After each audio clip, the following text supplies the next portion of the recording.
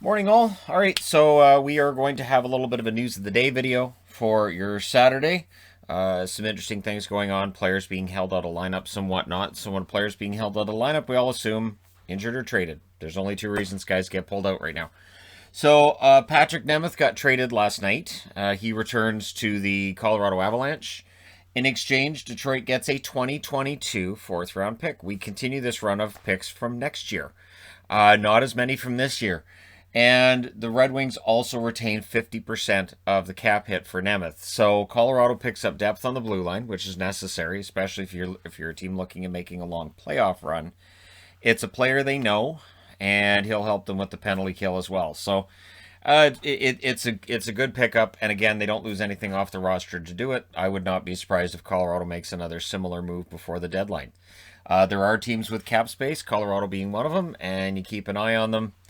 And I can't wait till Monday afternoon when we're talking about the players that don't get traded, players that don't go anywhere. That being said, Nick Foligno is supposed to be held out of the lineup for Columbus as well. He has 599 games played for Columbus. Let him play 600. All right, it's just one of those things. It may not bother him as much as it bothers some of the rest of us, especially guys who really, pay attention to all the stats. And it's like, it's a shame that guy didn't play that many games for that franchise.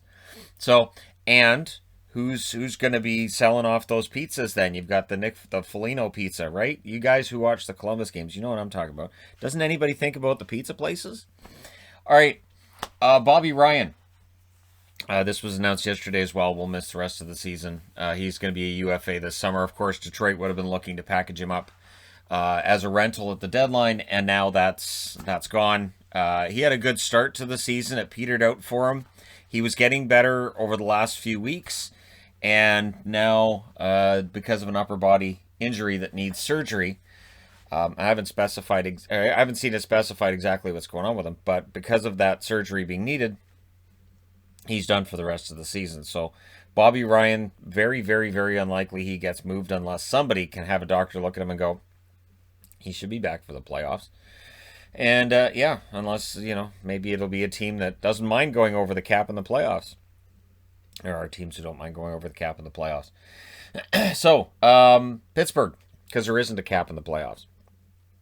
Pittsburgh has waived Colton Sevier, and Ricola is on waivers as well. These are, of course, two of my favorite Penguins. So, yeah, that makes sense. Ricola has only played a couple of games. Injuries have scuttled his development. At the trade deadline, I wouldn't be entirely surprised if a team took a flyer on him, but I don't know. And Sevier, he can be a useful bottom six, like fourth line guy. I don't know that he gets taken either. Everybody from yesterday cleared. Speaking of which, so now that Nikita Gusev clears waivers, his contract is set for termination. If he wants to stay in North America and sign with an NHL team, and there's a poll that I voted on that's exactly 50-50 about whether he's going to stay in the NHL or go to the KHL. That's the prediction from fans anyways. If he wants to stay, he has until Monday at the trade deadline to sign a contract. Now, this is where things get confusing for some. The trade deadline is all about playoffs. So if you acquire a player after the trade deadline, you can. It's just that player cannot play in the playoffs. So, for instance, on Tuesday or Wednesday, you could see a trade between Detroit and Columbus, who don't have any designs of making the playoffs. You could see a trade between Ottawa and Calgary if they've both given up on the playoffs. The player that you acquire just cannot appear on your playoff roster. So, yeah, and that's the same with free agents. So Gusev's got until noon on Monday to sign a contract somewhere. And we'll see if he, in fact, does that. I would not be entirely surprised if Tampa finds a way to make it work. I would not be entirely surprised. We'll see. That might be the one place where I could see him ending up on maybe a cheap contract because of the idea that maybe you win another Stanley Cup. So it'd be similar to what Zach Bogosian did last year, where he gets bought out, he goes to Tampa, and he wins the Stanley Cup, right? Isaac Lundestrom was a late scratch yesterday for the Anaheim Ducks. He's out with appendicitis, so that could take him out for a while. It's always my understanding that if you have appendicitis, they just basically just do the surgery, just get the appendix out, because it's not not something that hurts your health long term if you don't have your appendix. So Lundestrom with appendicitis, whether he does or doesn't get surgery, it could keep him out for a while. That's supposed to be some of the worst pain you can experience. So hopefully that gets better soon. And it will affect the Ducks because Lundestrom, another one that seemed to be getting his game together and scoring a goal here and there, and now he's out. Speaking of out, the Chicago Blackhawks are apparently making a move. Janmark will not be in the lineup for their game today. Jeremy Colleton saying that was management's decision, not mine, meaning that Janmark's being held out, I would think, for a trade. Now, Chicago's only 4 points out of the playoffs, so it's possible. It's possible that we get a hockey trade out of this and that they be using Janmark to improve another part of the lineup. Janmark has the goal-scoring ability this year, absolutely. The overall package in his game, he's suited mainly to third line. I would think third line. If you need him in your top six, that might be a problem, but third line, he should be fine. And there will be some interest. He did have 10 goals this year, so I would think there would be some interest. I could even see Dallas, if they think they're in this, if Dallas thinks they're in this, I could see Dallas trying to bring back Janmark. I could see it. Because they know him, they're familiar with him, and it'd be another, forward, another winger. So it'll be interesting to see if there's any takers on Janmark and what he brings back for Chicago. Interesting news with Montreal. So I've been following this on Twitter for the last couple of games. There are Montreal fans who love Victor Mete. I'm right there with him. I've always liked Mete. He's had a rough couple of years. Not going to try to pretend that he's playing his absolute best right now, but he's had a rough couple of years. But it's become clear that Ducharme has a really short leash when it comes to Victor Mete.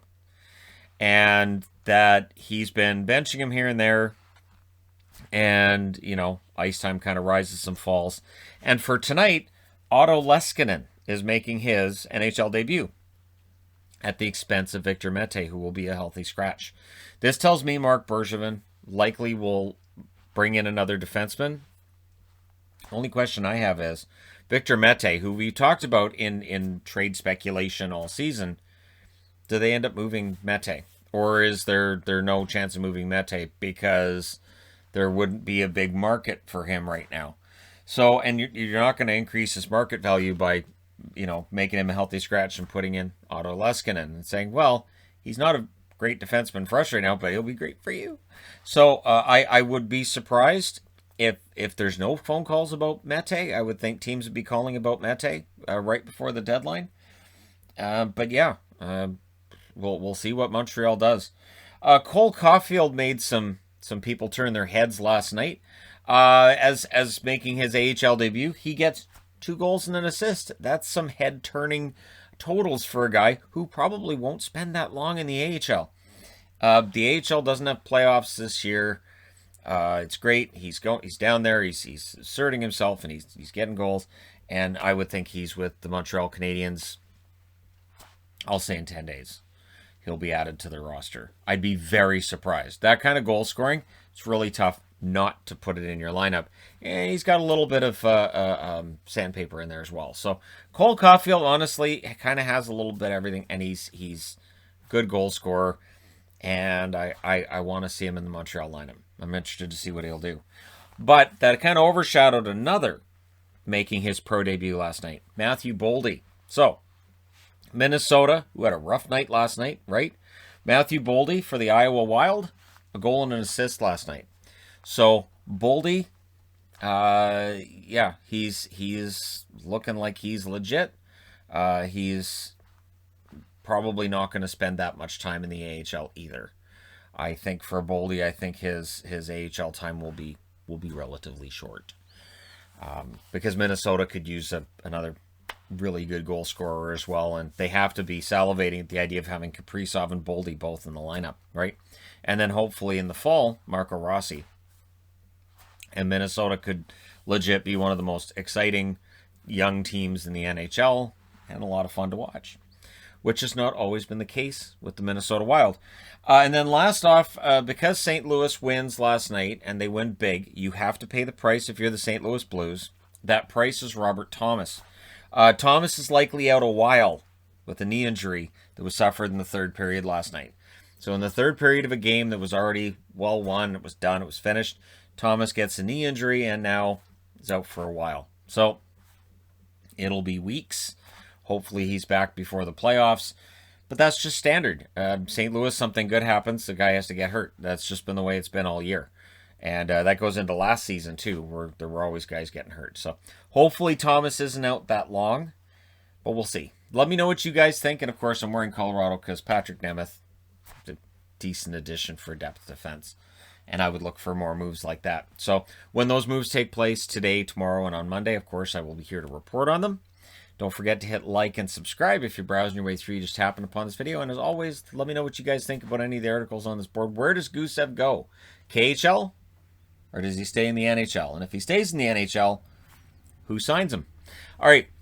Thank you guys so much for all your support. I will talk to you again soon.